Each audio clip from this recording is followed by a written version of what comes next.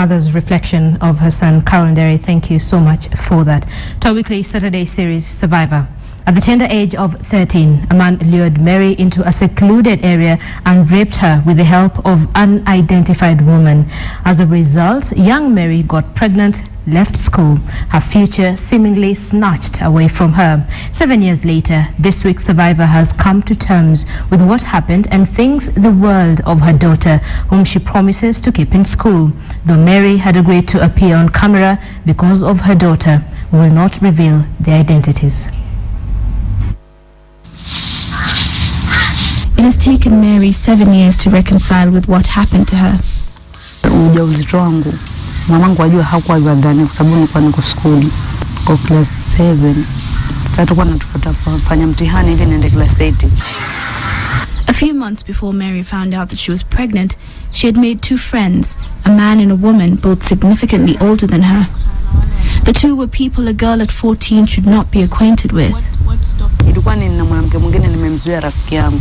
Sasa kuna mahali tuaenda, mimi nikasijajua kama ni wapi. Tuaenda sasa, yule jamaa siku hiyo akamtuma kitu yule mwanamke ndo kule nyuma, sasa akashika mdomo. Too weak to fight off her rapist, Mary was left helpless. Alikuwa ni mkubwa. Alikuwa si mtoto. Ilikuwa ni mtu, yani ni mtu aliyekoma. The National Council for Population and Development estimates that 18% of girls who have sex below the age of 18 are forced. According to the Kenya police, a lot of these cases go unreported. Mary was a victim of statutory rape. At 14, no one had talked to her about sex or sexuality, and like all rape victims, her self-imposed guilt forced her to remain silent for weeks before she told her mother what had happened.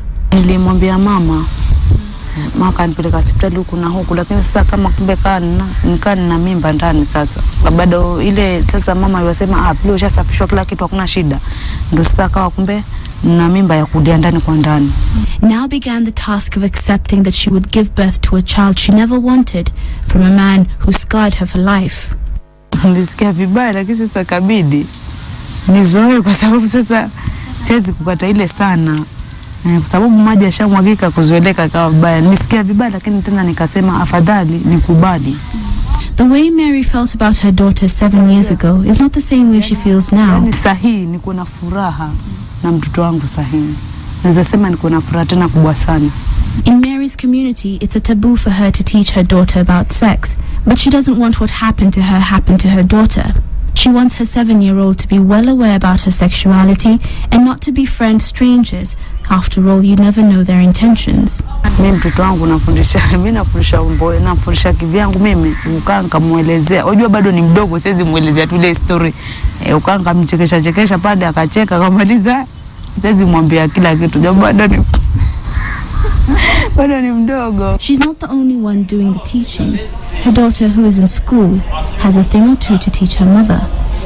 Hata kama nitashinda peke yangu, natafuta storybook ya mtoto wangu yote nasoma pale. Najikibizi pale, time yangu ya business ikifika naenda. Life is not easy for Mary, who must sell food by the roadside to feed and educate her daughter.